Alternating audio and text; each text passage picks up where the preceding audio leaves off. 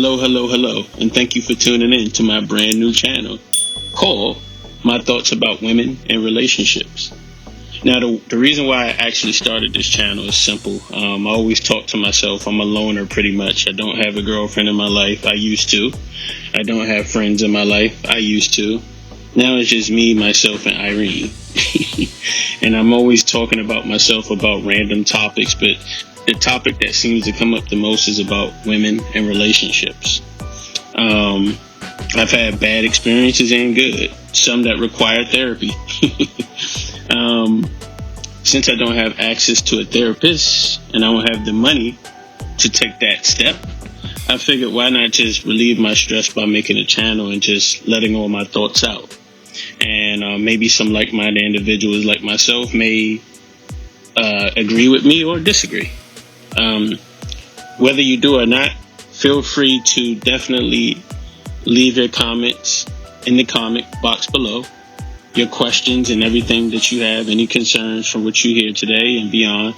And I'm going to get back to you. And, it'll help me grow and it'll help me learn new things because some of you guys might be on to something I don't know nothing about.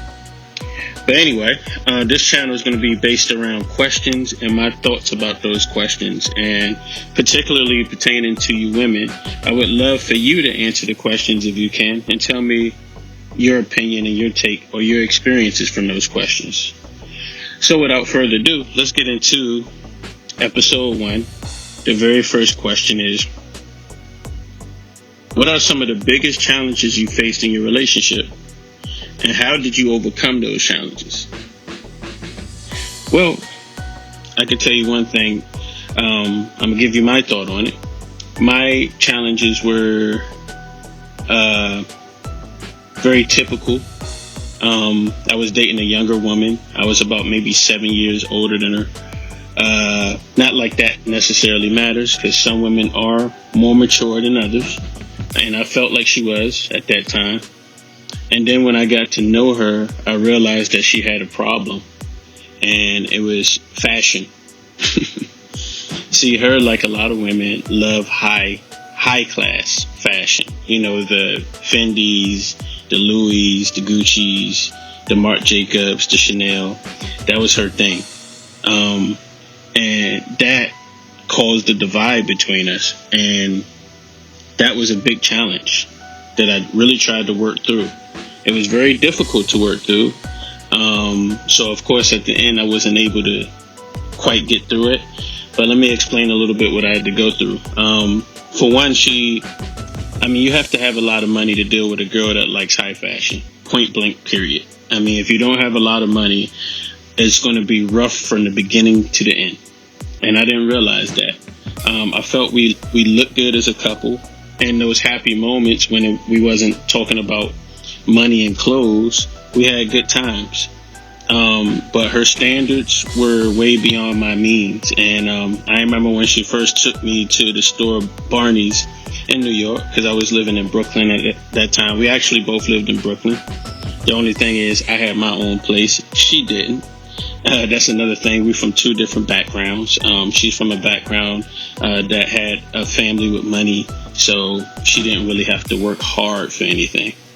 And then the guys that she dated always bought her whatever she wanted, even if it meant them saving up all their checks just to buy her one piece of clothing. Meanwhile, me on the other end, I worked hard for everything and got everything myself. So there was also a challenge there. But she took me to Barney's, and that was the first time I ever went. I've heard about it through rap songs and stuff, but I never really been in there. And let me tell you something, when I saw a pair of jeans for like $200-300, I was already like, And that was low-end costs. That wasn't even the one she really wanted.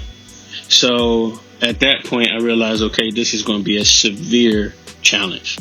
So one of my challenges was being able to afford this girl. Another challenge also was her ex-boyfriend.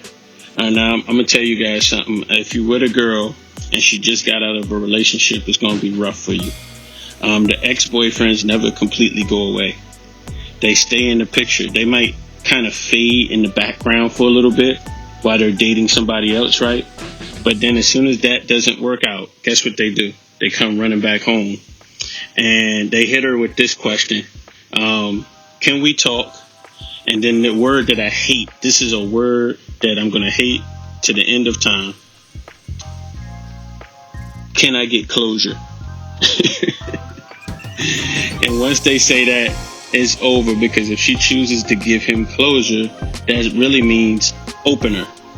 She's going to open that door right on up, and she's going to let him in. And then game over for you, my friend. And that's kind of what happened to me. She decided to give him, quote unquote, closure.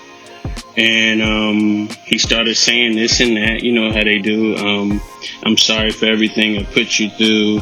What really happened between us that we have to break up? I'm a changed man. This, that, and the third and fourth, you know.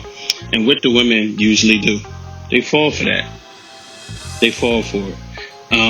So that was another challenge for us, you know. So first, the high class, expensive taste, which I don't have problem buying stuff here and there of that type of price range, but always needing that and then knowing that's beyond your means and you don't really have that type of lifestyle to match the clothes, it just don't make sense to me. Just be who you are. And then once you get to a certain level and you got it like that, then go for it. You know what I mean? But yeah, that was a challenge, and the ex-boyfriend was a challenge. So unfortunately for our relationship, it had to come to an end because I couldn't maintain it. I didn't know what to do, how to keep her, and what moves to make from that point. So eventually, believe it or not, I'm the one that called it quits. I called her up, had a long conversation with her. It was a very horrific conversation. She didn't like it. I didn't like it. I felt bad for many months after that. I felt like I was a bad person. But at the same time, I felt like it was something I had to do. So I never overcame the challenges in my relationship. But let me ask you, ladies, have you been through something similar? Have you been through a toxic relationship or a relationship that you thought could happen or could last, but it couldn't? And you couldn't work through your challenges? Or did you have a relationship where you had tons and tons, multiple challenges, and then you figured it out? Please comment below. Let me know. I would love to hear your stories and your feedback. And fellas, you're on here too. I represent you guys. Have you been through something similar like me, or you've been through something that you overcame in a relationship, those challenges? Let me know as well. I love the feedback, y'all. But anyway, that's it for this episode. Short and sweet. That's how I'm going to give it to you. I'm going to just get straight to it. I love to hear your opinions. I'll see you on the next episode. Peace. Have you ever wondered why sometimes, even with the best intentions, communication in a relationship can feel like navigating a minefield? It's a question that plagues many of us. Communication is the lifeblood of any relationship. It's the bridge that connects two hearts, two minds, and two lives. But oh, how it can be a challenging bridge to build and maintain. Miscommunication, or lack thereof, can lead to a host of misunderstandings, resentment, and conflict. It's like a silent poison, seeping into the cracks and crevices of your relationship, eroding trust and intimacy. So, how do we overcome this challenge? It starts with understanding your partner's style of communication. Are they a talker or a listener? Do they prefer directness or subtlety? Then it's about being open, honest, and respectful when expressing your thoughts and feelings. It's about creating a safe space where both of you can share without fear of judgment or reprisal. Remember, good communication is key to a healthy relationship. How do you maintain your individual identity while being part of a couple? This is a question that often puzzles those who are in a relationship. It's a delicate dance, a balancing act that requires finesse and understanding. One of the biggest challenges couples face is striking the right balance between maintaining their individuality and nurturing their togetherness. It's like walking a tightrope, where you need to ensure you're neither losing yourself in the relationship nor isolating your partner by being overly independent. Personal space is not just about physical distance. It extends to the mental and emotional realms as well. Everyone needs a certain amount of personal space to grow, to discover themselves, and to maintain their mental well-being. It's crucial to understand and respect each other's need for this space. At the same time, Shared experiences are what bind a couple together. These are the threads that weave the tapestry of your shared life. Shared experiences can range from the grand and adventurous, like traveling together, to the simple and everyday, like cooking a meal together or binge-watching your favorite show. So, how can couples maintain their individual identities while also strengthening their bond? One way is by pursuing personal interests. Participate in activities that you enjoy, even if your partner doesn't share the same enthusiasm. This not only allows you to maintain your individuality, but also gives you interesting stories to share with your partner. On the other hand, also find activities that both of you enjoy. These shared activities should not be forced or obligatory, but something both of you look forward to. These shared experiences will serve as the glue that holds your relationship together. Remember, respect is key in this balancing act. Respect your partner's individuality, their need for personal space, and their personal growth. At the same time, respect the togetherness, the shared experiences, and the bond that you're building together. Finding the right balance between me and we can lead to a fulfilling relationship. It's not easy and it requires work, but the rewards are worth it. After all, a successful relationship is not about losing yourself in the other person, but about growing together while also flourishing as individuals. Does every disagreement with your partner feel like World War III? When two individuals come together, it's inevitable that differences will arise. Each person brings their unique backgrounds, perspectives, and expectations. These differences, though they make the relationship rich and diverse, can also lead to conflicts.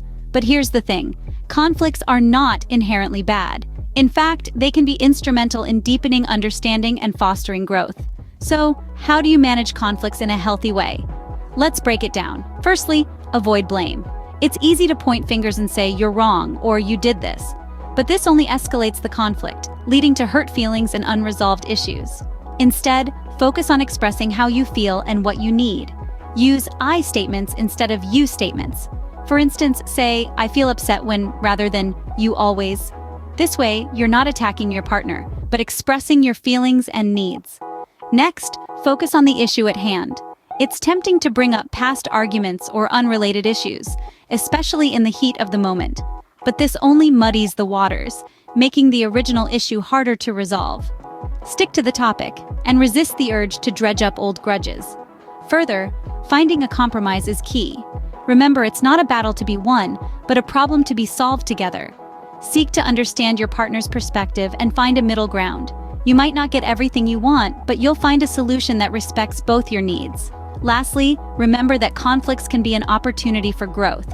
They can bring to light issues that need addressing and provide a platform for open and honest communication. It might be uncomfortable, but working through conflicts can ultimately strengthen your bond and deepen your understanding of each other. Remember, it's not about who wins the argument, but how you grow together through it. Does your relationship still have the same spark it had when you first fell in love? If you find yourself pondering this question, don't worry. You're not alone. Keeping the flame of passion alive as time passes is one of the most common challenges couples face. Just like a beautiful garden, a relationship needs constant nurturing. The thrill of new love may fade, but that doesn't mean the romance has to.